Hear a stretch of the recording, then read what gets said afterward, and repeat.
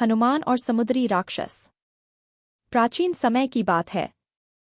हनुमान जी बालक थे और उनकी चंचलता और साहस पूरे गांव में प्रसिद्ध थे।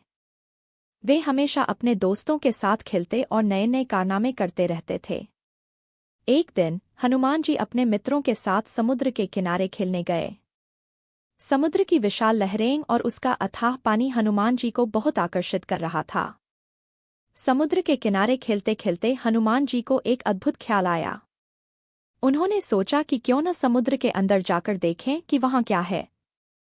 उन्होंने अपने मित्रों से कहा, मैं समुद्र के अंदर जाकर देखना चाहता हूं कि वहां क्या क्या होता है। उनके मित्रों ने उन्हें रोकने की कोशिश की, लेकिन हनुमान जी ने किसी की न सुनी और कूद पड़े समुद्र के गहरे पानी में।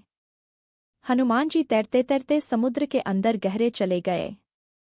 वहां उन्हें बहुत सी अद्भुत चीजें दिखीं, रंग बिरंगी मछलियां, अनगिनत शंख और सीपियां।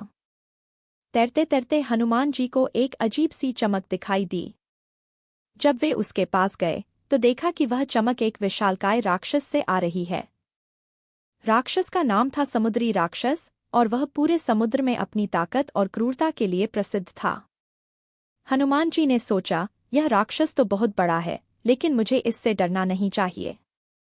मुझे देखना है कि यह राक्षस क्या करता है और क्या इसे हराया जा सकता है। हनुमान जी ने अपनी शक्ति को संजोया और राक्षस के सामने पहुंच गए। समुद्री राक्षस ने हनुमान जी को देखा और हंसते हुए कहा, तुम कौन हो, छोटे बच्चे?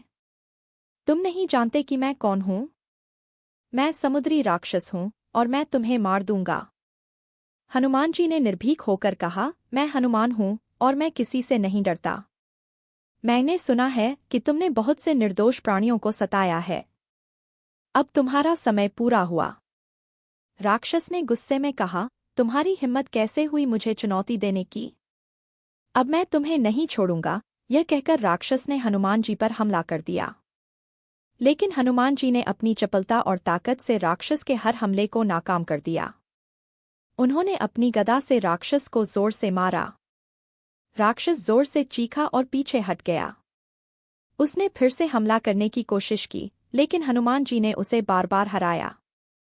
लड़ाई के दौरान हनुमान जी ने देखा कि राक्षस की ताकत उसके सिर पर लगे एक जादुई मोती में है।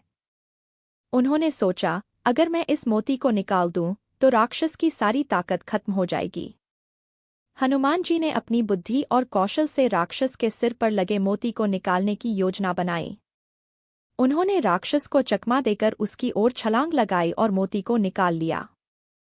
मोती के निकलते ही राक्षस की सारी ताकत खत्म हो गई और वह कमजोर होकर समुद्र की गहराइयों में समा गया।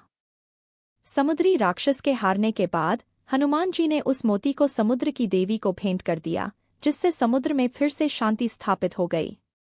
समुद्र की देवी ने हनुमान जी को आशीर्वाद दिया और कहा, हे बाल हनुमान, तुमने आज जो किया है वह बहुत महान कार्य है।